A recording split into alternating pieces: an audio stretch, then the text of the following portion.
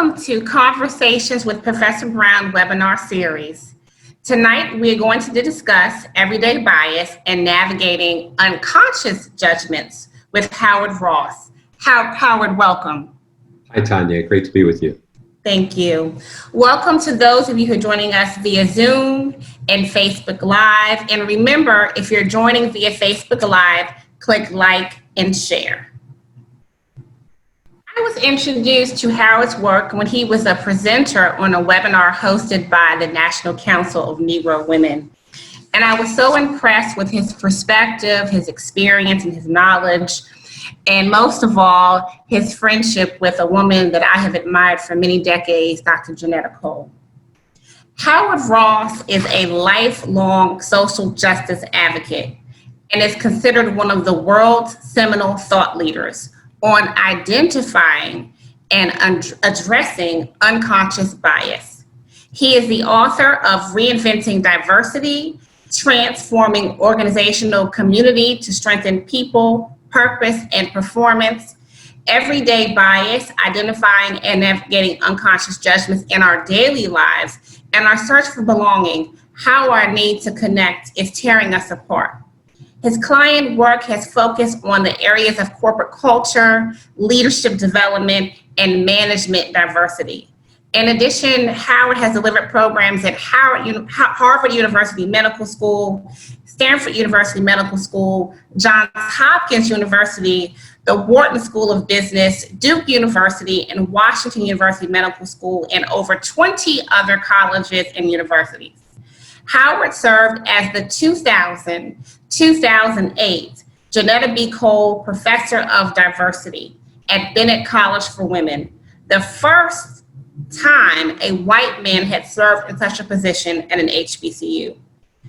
Howard's writings have been published by numerous publications, the Washington Post, New York Times, Fast Company Magazine, Women Magazine, and a host of others. He appears monthly on NPR. He's a former rock and roll musician. He has taught meditation and mindfulness for more than 20 years. Howard and his wife, Leslie, live in the Washington, D.C. area. So we're going to jump right into the interview questions. And as I shared, I discovered Howard's work when I was attending a webinar hosted by the National Council of Negro Women. And he told so many stories that I could relate to. But I want to open up, Howard, by sharing with our audience that you are a lifelong social justice advocate. You went to your first civil rights march when you were 15, and you're considered one of the world's seminal thought leaders on identifying and addressing unconscious bias. What is your definition of social justice? Well, for me, I don't have like a formal definition, but I would say what social justice means to me, Tanya, is, and first of all, thank you for having me. I really appreciate it. Oh, my pleasure. I think it's really what I'm committed to is a culture of equity, a culture in which everybody has an opportunity to be seen, to be valued, to be able to achieve the best for themselves, for their families, for their organizations, and that shouldn't be a function of our identity. It shouldn't be the function of our race or our gender or sexual orientation or gender identity or any of those things that we should really value. We should really try to achieve what Dr. King said when he talked about the content of our character being more important than the color of our skin. Absolutely. And that means not just shifting people's attitudes. That means looking at systems and structures in our culture that continue to systematize various forms of bias. You know, we've been talking a lot lately about systemic racism, and you know, it's about time we're talking about that at a broader scale. But that's, of course, just one example of the way the way systems can prevent people from being successful.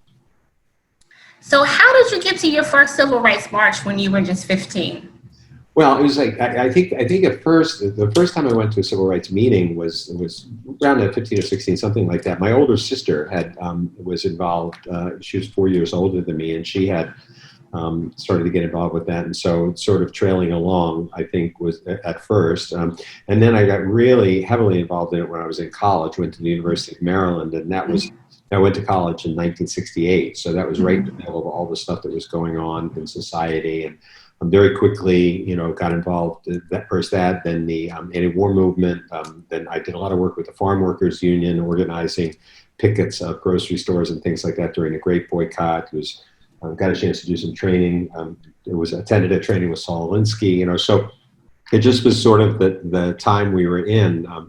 My family background is I'm Jewish, and our family was from Eastern Europe, and we had enormous Holocaust loss. We know that 43 members of our family were killed in 2 days in 1942 when the Nazis killed virtually eliminated the village in the Western Ukraine that my grandfather grew up in, and other people as well. So the ethos in our family was really driven, I think, a lot by that terrible things can happen and you're supposed to do something about it. So both of my sisters and I got involved very early in doing social justice work, and we've been doing it our whole lives. Wow. So you started in 1968 very heavily. And so, of course, your role, your perceptions, ideas have evolved. How would you describe your role in social justice today?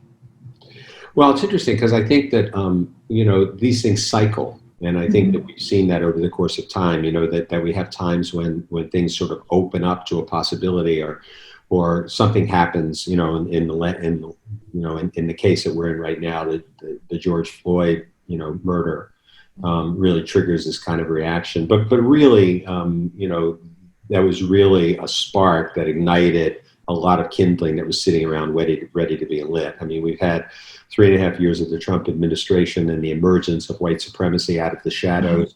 Any of us who really were paying attention knew that was always there, but it's been coming more. It was kind of invited out into the shadows by Trump and his own racism. And then of course we had the COVID-19 thing, the stuff that I was talking about at the talk you saw at the National Conference of Negro Women, and the impact that COVID-19 had initially on the Black community, and now the Latinx community and the Native Indigenous community, the communities of color, lower income people are all suffering disproportionately from this disease. And then on top of that, you had the fact that we're all sort of trapped inside dealing with this, and all of the tension and stress that creates, which builds up this sort of cauldron kind of energy. And then George Floyd happens. And I think that, I saw Ava DuVernay interviewed about the Floyd murder. And she said, I think she nailed it. She said she was wondering why it was that this 8-minute and 46-second video struck her so much more deeply than all of the videos that she had seen of people being beaten and lynched and the like when she was doing Selma, when she was making the film Selma, or when she was making the film The 13th.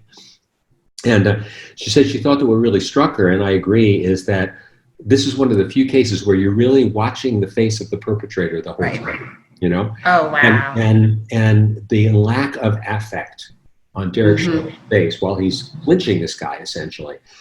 You almost felt like he could say, "Hey, could somebody get me a beer?" while he was doing this. It was that lack of attachment to what was actually going on that was so chilling, I think. And so I think the combination of all those things has just led to this huge opening. And it's an opening that is allowing us to talk about things, I think, in a way that we haven't been able to before. Now, whether that stays as a moment or turns into a movement is really up to a lot of us as to whether or not we keep that fire lit and burning. Absolutely. So what influenced you to expand your career to include work focused on identifying and navigating unconscious judgments? Well, I think one of the things, when I first started to do the work of diversity in organizations, that was the mid-'80s, most of the work that we were doing was not unlike things you may have heard about or seen, where basically get into a room and you, what I call find them and fix them trainings. It's kind of you look for the racists and sexists in the room and figure out a way to drive that out of them. And it was really based on this. I think we're fundamentally based on this notion that if you get people to be good people, they'll do the right thing. But over the years, I started to notice that I would engage with more and more people who were good and decent people, but still had these attitudes that I would consider to be abhorrent. And that was always perplexing to me. Just one example I like to give is I was down in Monroe, Louisiana, doing a training for a Gannett newspaper. It was like a 2-day training. And for those who don't know that area, Monroe was where David Duke had his headquarters when he ran for governor of Louisiana. Old South, especially in those days. This is maybe 20 years ago. And we were doing I was doing a training for this newspaper, and there was a young man, young white guy in the training. I think he was a pressman for the newspaper, one of the guys who operate the presses. So kind of a blue collar guy. And the first day there was a lot of conversation about some of the racial dynamics of that area, which was mostly between whites and blacks.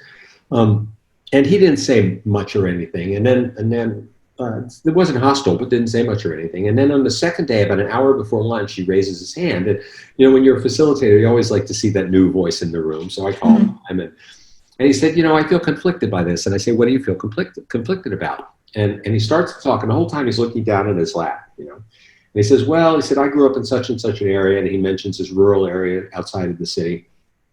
He says, my daddy and my granddaddy were my heroes growing up, taught me to fish, taught me to hunt. Best men I ever knew. Granddaddy was a pastor of our church. And then he stops, and so long that I was about to say, what's your point? When he looks up with tears in his eyes and says, they were in the Klan. And the whole room inhaled. It was one of those moments. And then he said something, I'll never forget this. He said, it wasn't much talked about, but it wasn't much hidden either. And he goes on to talk about how, he knows that that's wrong, and he believes what people here are saying, but at the same time, he knows that these were the best men he ever knew, and so he doesn't know how to, sort of sort that out. And under sort of the conditions that we used to work in, we were kind of trained to get him to see why they really were bad, but there was something about him, Tanya, that was so honest and vulnerable and courageous to share his truth, Absolutely. And instead, I pulled up a chair and said, can we talk about this? So we just started, going back, well, what was that like for him? And how does it show up in his life? And where does it create a contradiction? We just had a conversation about it. We finished, and everybody applauded him for really being courageous enough to speak. And then we broke for lunch, and I look, and there he is. We have box lunches in the room. There he is, sitting like 18 inches from this strongest black male voice in the room, and the two of them are just talking, And I looked and I said, whatever created that ability for them to really engage with each other, I need to figure out the way to replicate. And then I remember being on the airplane on the way home, and I was thinking to myself, two dramatic thoughts came into my mind. One was, this is a good guy. I mean, he's a good person, right? If this isn't about people being good people, what is it about? So there was that question. And then the second one, which was really sort of hit me in the gut, was, if I grew up in his narrative, in his story, could I really say I would see the world any differently than he did? Right. And that really set me back on my heels, because I was like one of the good people, and I was the bad people. Realized, maybe it's just by the luck of the draw that I ended up in a family like I described, where we were encouraged to do good stuff, Right. So that led me to start really looking into what might be going on. And that coincided with some of the early research that was coming out of Harvard and University of Washington around unconscious bias, and they developed something called the implicit association test, which you might be familiar with. And then because I'm a little ADD by my nature, and if you put me here, I'll start to wander here and there. I started to look into the social science around it, and then the neurocognitive science around it, the brain research. And and being a consultant, you can learn something today and talk about it tomorrow. So what I found was, the more I started talking about this with my clients, the more I would see clients who had come into these conversations like this, protected from them, were all of a sudden saying, wow, this is interesting. Tell me more. Right. That was how it happened. It's just real. I wish I could say that I set about to do it, but it was really, it just happened. Being in the right place at the right time. Well, I'll tell you, you had the same honesty and vulnerability when you were on the NCNW webinar, and you shared this story about being on 16th Street, I think, and you had your convertible top down, and the African-American male came up and you locked the doors. And I thought to myself, well, I would do the same thing, I'm a person of color, and I thought, but, it's like, that really made me think for the first time in a long time about my own bias. It wasn't necessarily a bias of the gentleman's, if I was in that situation, the race, but fear, right? Associated with maybe people that I know that's been carjacked, or hearing horrible stories on the news where it's feared that this person coming up to my vehicle, if that happened to me, I would have been just like you, Howard. I would have locked my doors. Well, look, I mean, I think that we have to recognize that we're living in a society that's fundamentally built on racism, and that's just true. We look at the 400 plus year history. Going back to 1619, of course, when the first African Americans came to this country. The first Africans, I should say, came to this country. We know that the society was built on a foundation of racism, and it's underneath the surface of everything we do.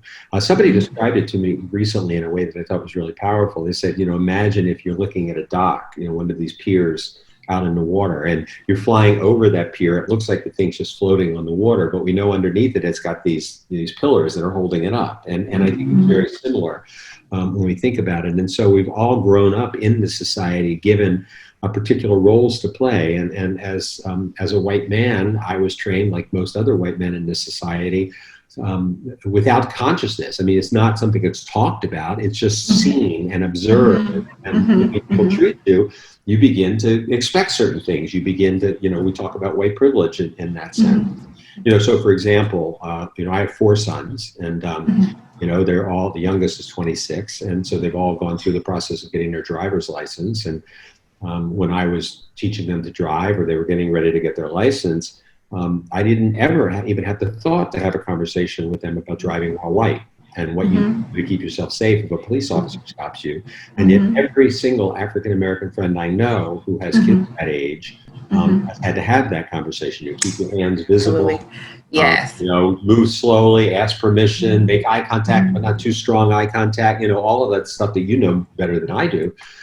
And the fact that I didn't have to have that conversation is a privilege that I may not be aware of. The language I like to use is concealed by its obviousness, but it nonetheless is there. And I think that this is one of the things that we have to start really taking a deeper look at in our culture, which is how we've been trained to play these roles and what we can do to either, create equity around us or to use that privilege for good.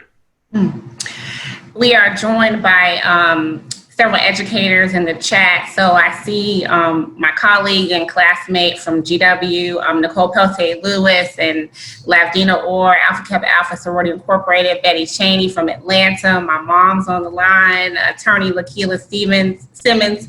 So if you all have questions and comments, type them in the chat.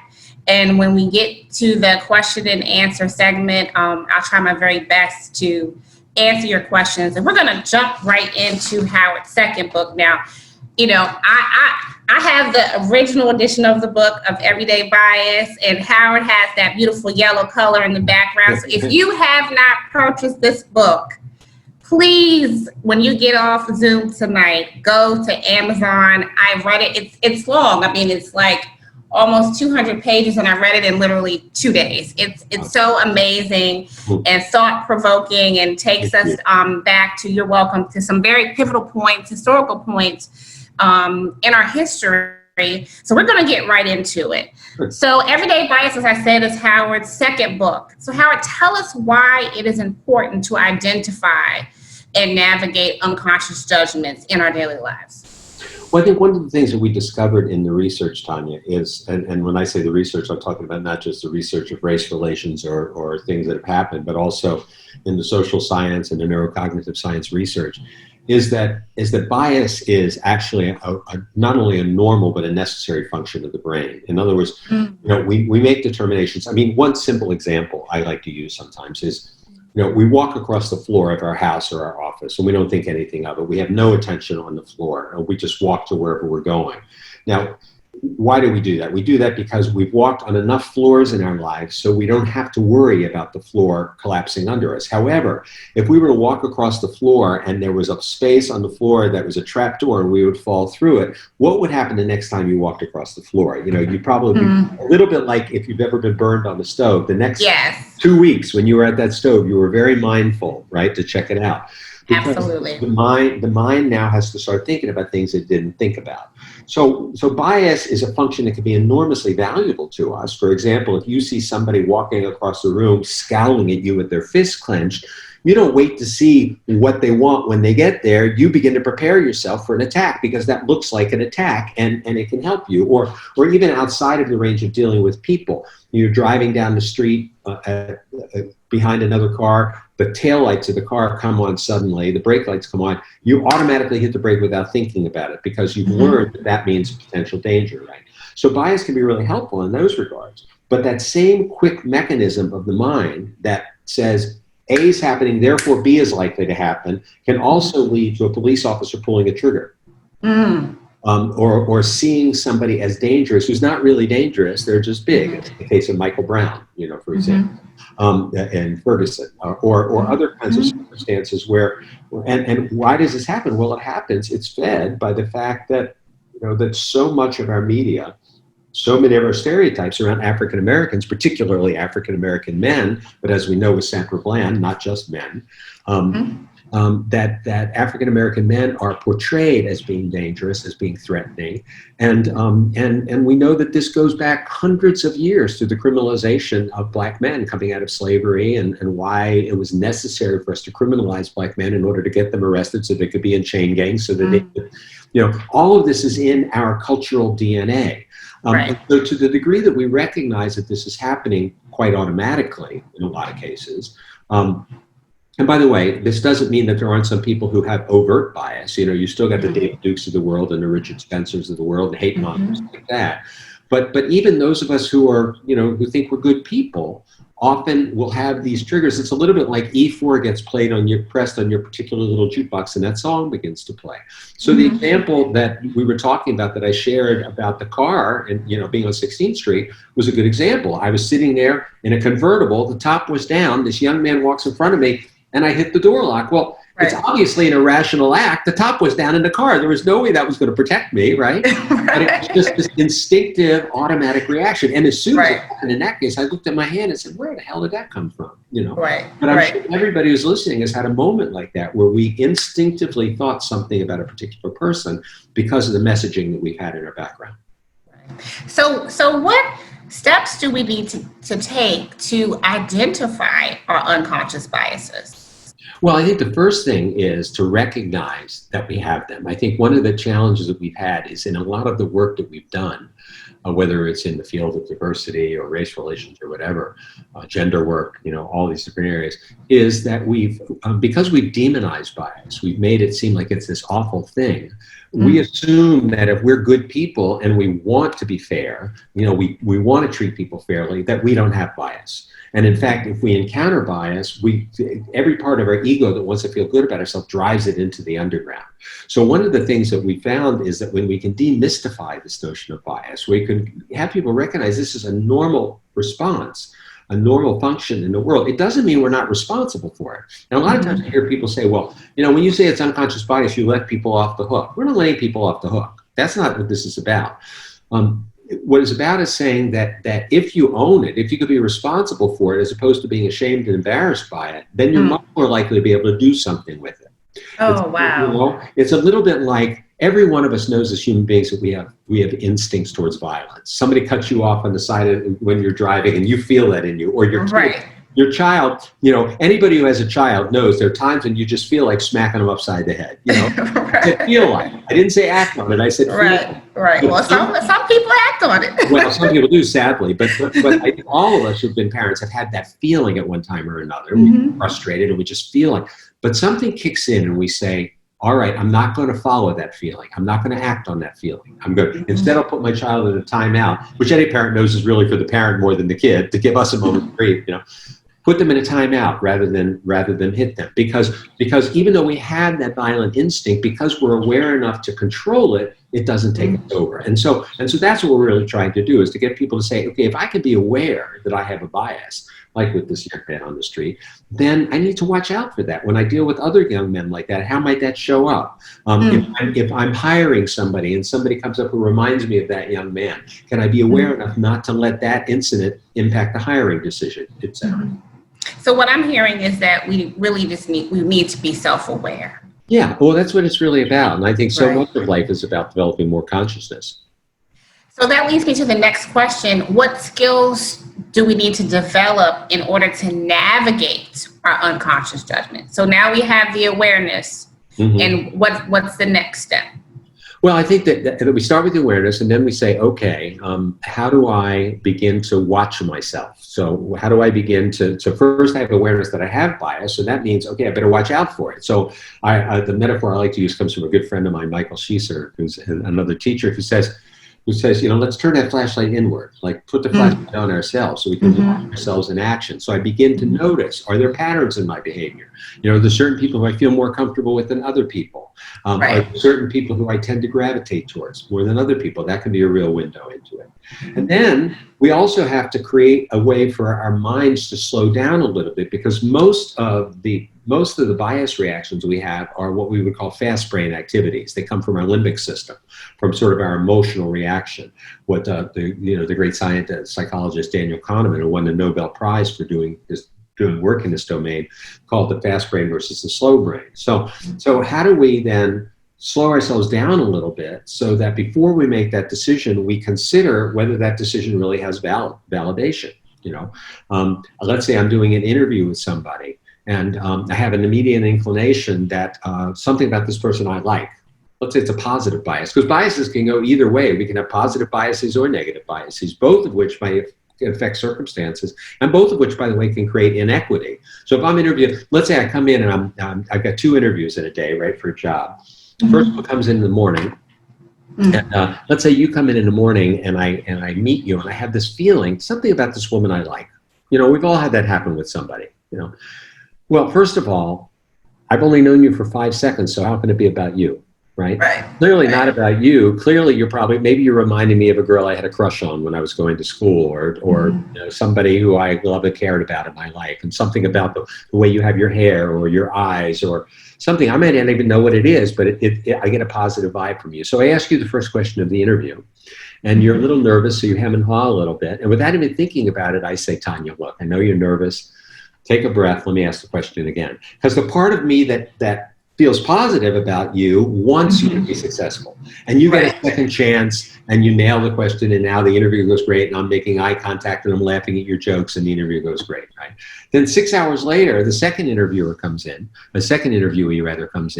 and this time, let's not even say it's a negative thing. It might be a negative hit, but let's not say it's not even that. Let's say I'm just distracted. I'm busy. I've been working on stuff in my mind. It's been one of those days where things are going end to end. I come in the interview and I ask that person the first question of the interview, and they hem and haw a little bit. And this time, I just sit there with my arms crossed. Or even worse, I make one of those quick glances at my watch. And so now they're sweating bullets, right? And 2 interviews based on that 5-second difference at the beginning go 2 completely different directions. And the next thing somebody says to me, how the interviews go? And I say, oh, she was great. She's perfect. She's right on spot. He was okay. And I have no idea that I contributed to what happened in those interviews.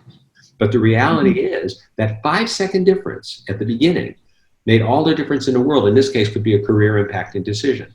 So if we slow it down a little bit, if we wait overnight before making that decision, we get somebody else's point of view into the decision. We just stop and think about it a little bit. We look at, are there things that I'm missing?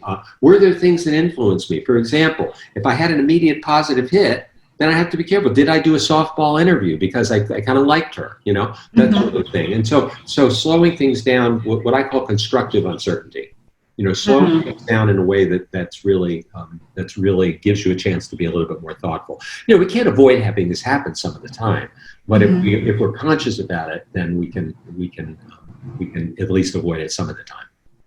In your opinion, what is the most important factor that influences the way we see the world the way we do? Well, I think we all grow up into a narrative of our lives that shapes and distinguishes the things that we see and the things that we don't. And I think that includes the things that we're taught at school. It includes the things that we see in the media. It includes what our parents say, what our family says. Even in our religious institutions, we see this. We see the picture of Jesus depicted as a white person. Even though we know Jesus was not white, it's not possible that he could have been white. It's not likely anyway that he could have been white coming from where he came in the world. Nonetheless, what does it say? A young child goes into their elementary school and up to 2009 saw the presidents of the United States, and that created an image. And even after 2009, we see 45 people and one of them is black. That said something too. So, and what does it say to little girls? When you see pictures of the presidents, we watch the news, we see who's exalted and who's the person who's mostly in front, and all of this stuff loads our narrative, our internal narrative, and gives us the frame of reference that we see the world in. And of course, there are hundreds and hundreds of these kinds of things that happen, and it's contributed to by this environment that we're in. So I have this little film clip that I use when I'm training sometimes, and it was from a Chicago news report. There was a drive-by shooting, and the reporter interviews this young boy. He's a 4-year-old boy, and he interviews on the street, and he says, "What do you think about this?" He says to the kid, and the kid says, "Well, when I grow up, I'm going to get me a gun." And then it stops there, right? The interview stops there, and you're left with, oh, here's this 4-year-old already being raised to be a thug, right? That's the image you get. Well, it turns out that interview was also filmed by a bystander who had a cell phone, who later sent it in to the, I think it's the Maynard School of Public Media in Chicago. And it turns out in the actual interview, the little boy says, "I'm going to get me a gun." And the guy says, "Why?" He says, "I'm going to be the police." Right? Oh, wow. Which is a very different narrative. So we have Yes. to be really careful to study, history. We haven't been trained to understand really what happened in our culture. We've been trained to understand a white version of history. And we saw this boldly when the whole controversy happened a couple of weeks ago with the president at Tulsa, and how few people had ever even heard of the Tulsa massacre. And here was a seminal, well, sadly, it wasn't the only one. We know that there were lots of other similar kinds of massacres that happened in Greensboro, North Carolina, in Atlanta, Tokyo, and all these different places. But this was a history that of course African Americans know very deeply about. Most white people completely ignorant. I mean, one of the polls I saw said that less than 30% of Americans even know about the Tulsa massacre, and a lot of them just because of the Watchmen series, because it was on the Watchmen series. But and I have a friend who grew up in Tulsa. He's a white guy who used to work with me, who said when he was growing up in Tulsa, the way it was talked about was the Tulsa race riot, right? Not the Tulsa massacre, not a genocidal massacre of the whole community, but a race riot, as if it were black people who started this on their own. So we have to bring a certain amount of skepticism to the things that have been exposed to us, and to recognize that we live in a world in which our history has been taught for the express purpose, sometimes consciously and sometimes unconsciously, of supporting a particular, what Brian Stevenson calls a narrative of racial difference in our culture. Chapter 1 opens up, you remind us of a powerful quote: "If you are human, you are biased." Then you go on to talk about your research of analyzing the interviews for the medical students at University of Toronto between 2004 2009. Can you talk about that for the benefit of our readers who may have not read your book yet? Sure. Well, that was a study that was done. It wasn't my study, but it was done by a guy named Don Rettelmeyer, who's a social scientist. And what they did was they tracked whether they tracked the medical school interviews over I think it was a 7-year period or something like that. And most of us know medical school interviews are among the most competitive interviews you can have, because everybody who applies to medical school is smart. So you got to really shine if you're going to get into a medical school interview. What they did is they overlaid the interviews with the weather reports that had occurred on the days that the interviews happened. And what they found was that when people were interviewed on rainy days, the interview ratings that they got were roughly equivalent to as if they'd gotten 10% less on their MedCats. In other words, if you happen to be unfortunate enough to come in on a day when the weather was miserable, you got dinged on your interview. Now nobody would logically say that how the weather is outside should have anything to do with whether or not you should get into medical school. But that's not the way the mind works. So how does it work? You're driving to work that morning. It's raining out, it's miserable, traffic's bad, you get out of the car, your feet get wet, your pants get wet, you come inside, you're dripping wet, you hang up, people say, "How are you?" "Oh man, what a mess up there, I got to get this interview done."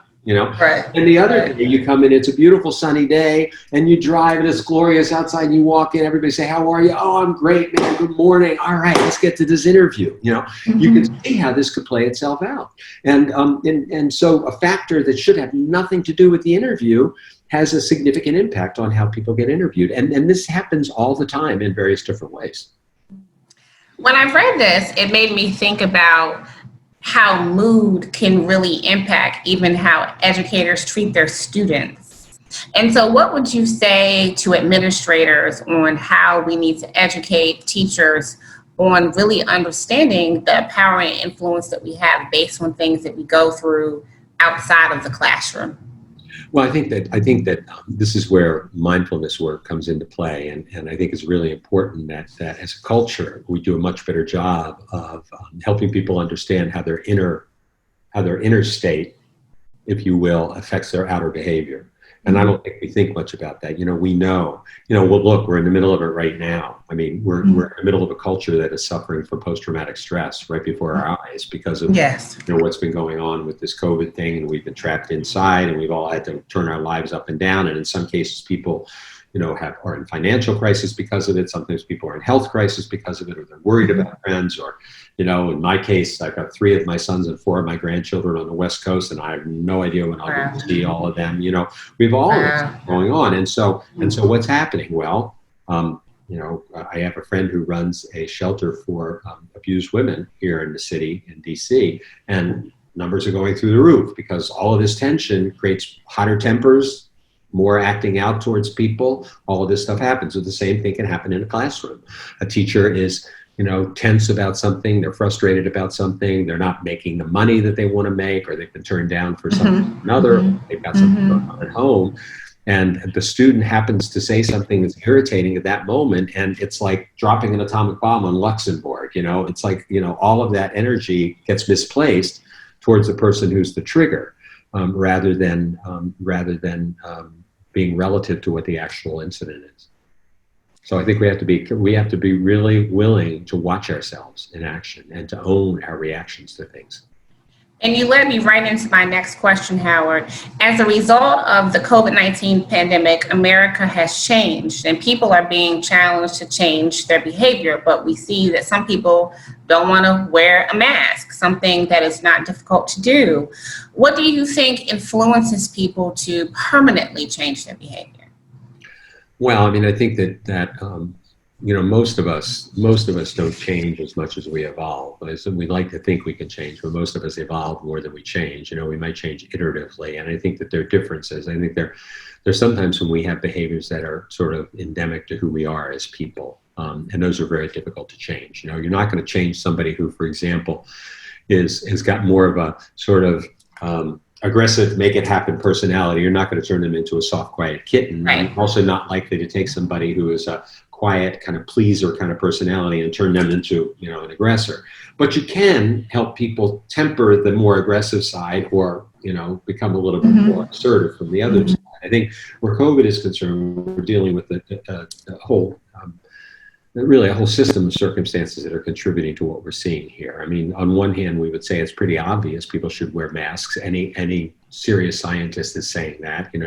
Of course, these days you can find anything on the internet, so people find the occasional person here or there that says you shouldn't. But any rational person who's really reading the science knows that there's literally no downside in wearing a mask, and there's huge potential upside in wearing a mask. But of course, we've got a leader of this country who has encouraged people to see this as a hoax from the very start, has tried to minimize it, has lied about it, and has given people the impression that it's not as serious as it is. And so it's become a political statement for a lot of people not to wear a mask. And of course, at the cost, sadly, of tens of thousands of lives. One of the important life lessons that I learned from reading your book is that some manifestations of unconscious bias can result in tragic and deadly circumstance. You remind the reader of the horrific murder of Trayvon Benjamin Martin in 2012. What role do you believe bias played in Trayvon's murder and the multitude of unarmed African-American men being killed in this country? Well, I think it's pretty clear. If I was walking down that street in Florida, drinking an Arizona iced tea and eating, candy, George Zimmerman wouldn't have noticed me, let alone called the police or followed me. He wouldn't even have seen it. But there was some image. He said, "This guy looks like trouble." So the very fact that he noticed him right from the start. Secondly, then. The fact that he felt like he was going to launch into action, there's a lot of privilege in that, that I'm going to do something about this.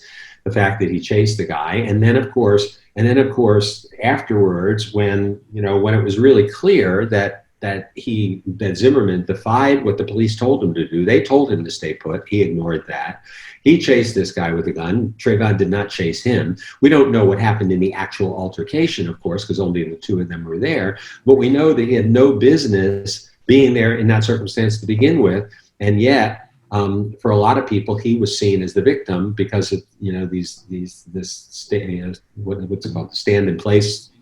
Stand your ground. Stand your ground. Thank you. Stand your ground laws. So I think that, and then throughout the case, there was also, in some cases, some bias towards Zimmerman. So people who just assumed what he had done based on the circumstances before they ever heard the evidence, and some of that, of course, sadly led to the fact that he was exonerated because there was so much pressure on the police chief to charge him with a higher crime that they could prove based on the evidence. And by the way, it's important we distinguish between what we might have morally thought he deserved versus what the evidence showed he deserved. Right. Because we do live in a system, or at least we're supposed to live in a system of law and order and of laws. And so instead they charged him with a crime that they couldn't end up proving in court because the crime required them to prove his mindset, and there wasn't enough evidence to prove his mindset. So he ended up walking rather than being convicted of something like second-degree or third-degree manslaughter, which he probably would have been convicted of had he been charged. So you see bias on all parts of that system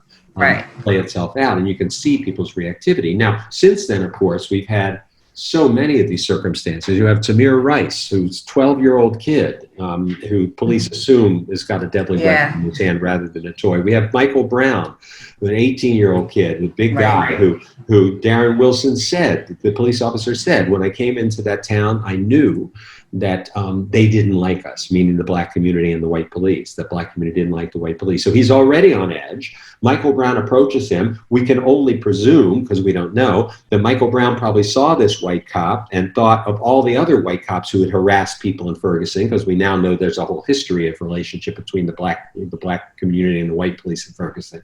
And so he's got his biases about the cop, and the two of these biases hit, and it's like a match hits gasoline and the whole thing explodes and we have somebody dead on the street. So, and of course, we see it with George Floyd, we see it with Sandra Bland, we see it time after time after time, the same story.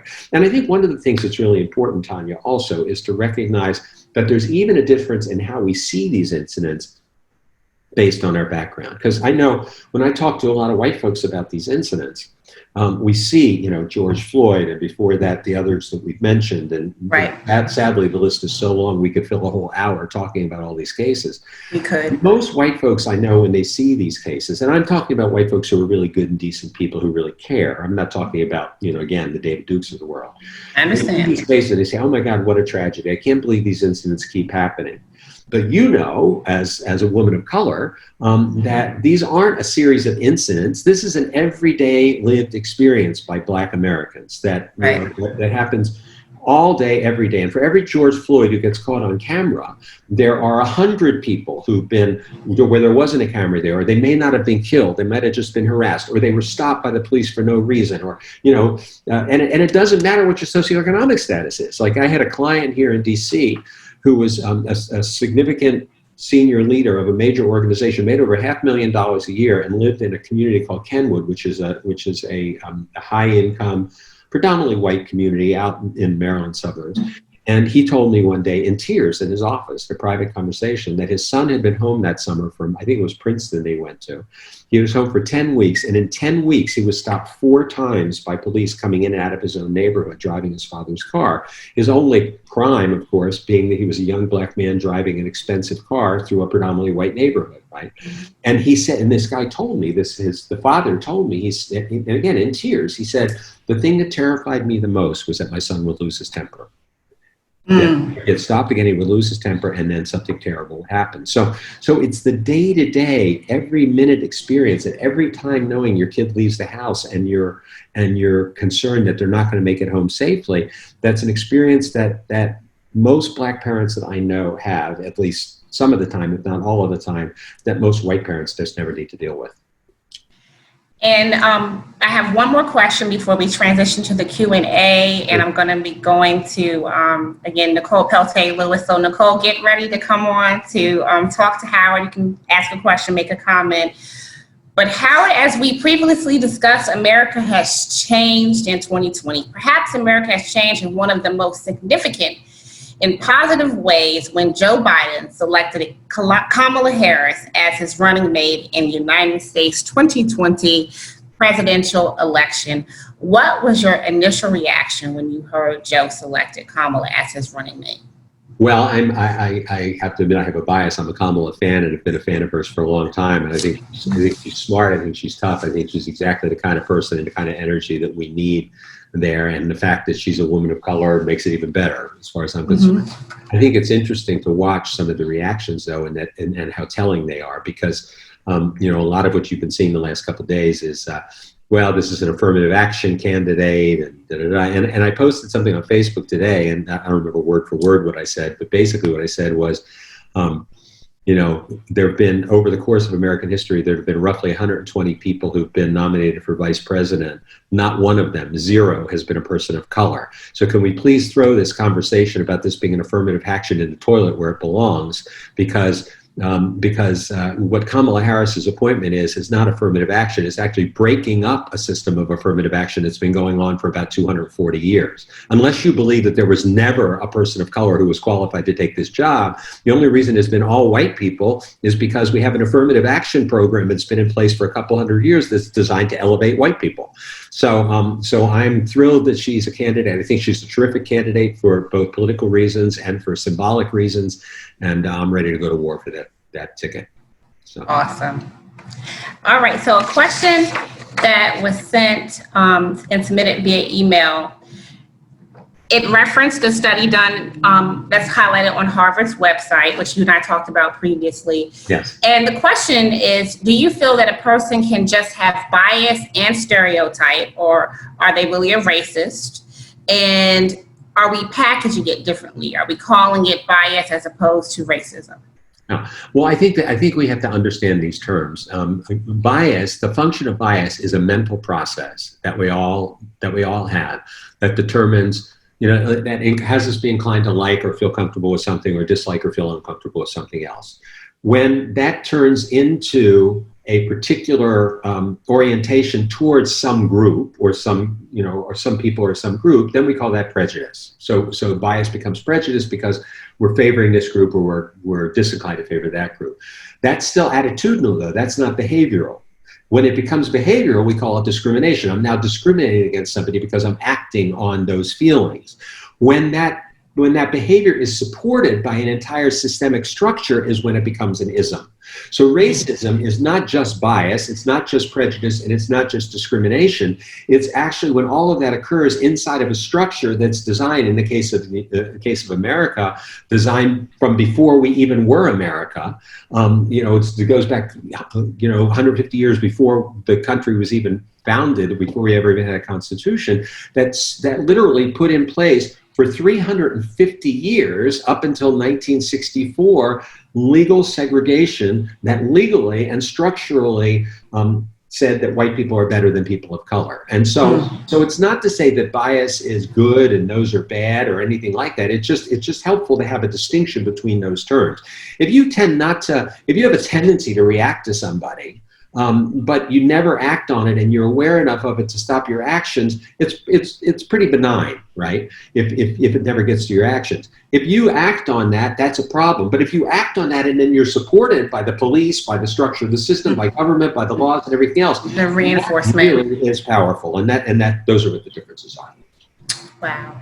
Nicole, you have a question or a comment for Howard? You're on. Good evening, Mr. Ross. Good evening, Professor Brown. How do you recommend leaders of organizations or schools to begin the discussion about bias with a multicultural organization? So if you have multicultural employees, how do you think a leader should begin to approach that topic? Well, thank you for the question, Nicole. I think first of all, it's important we recognize you can never take people any farther than you've gone yourself. So it's a little bit like when you're on the airplane. You remember airplanes, right? When we used to fly on airplanes. Yes. Right. So a little bit when you're in the airplane and they're doing the safety thing at the beginning and they say to you, make sure you put the mask on yourself before you go to help somebody else. So I think that before leaders take this on, they need to do some introspection and say, okay, what do I see about myself? One of the reasons that I tell stories like the story that Tanya, that you heard me tell about the young man and the convertible, one of the reasons I tell that story is because I want people to know that this isn't something that I'm saying just you have, that we all have this. And I think when leaders can be honest like that and authentic and open in that way, then people are much more likely to, be willing themselves to go into that conversation. Then I think it's really important for people to do a good job of understanding how is this really impacting our organization. So it's no longer theoretical, but it's actually real. What are some of the things that we do?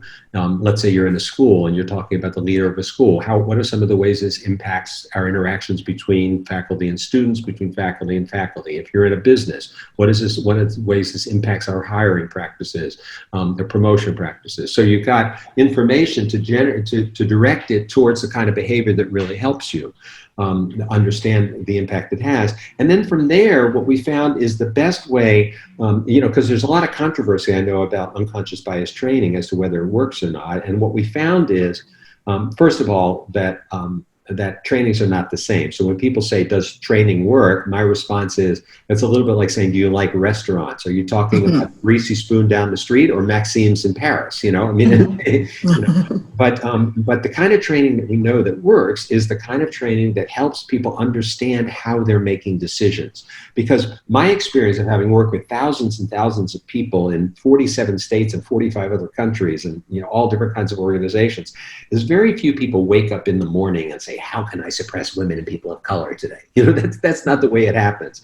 Mostly it's our blind spots. And so if we can recognize that and realize that this does happen, and if we understand our decision-making process, and if we learn to train ourselves to be more conscious how we're making decisions, then we're likely to make decisions that are more consistent with our values.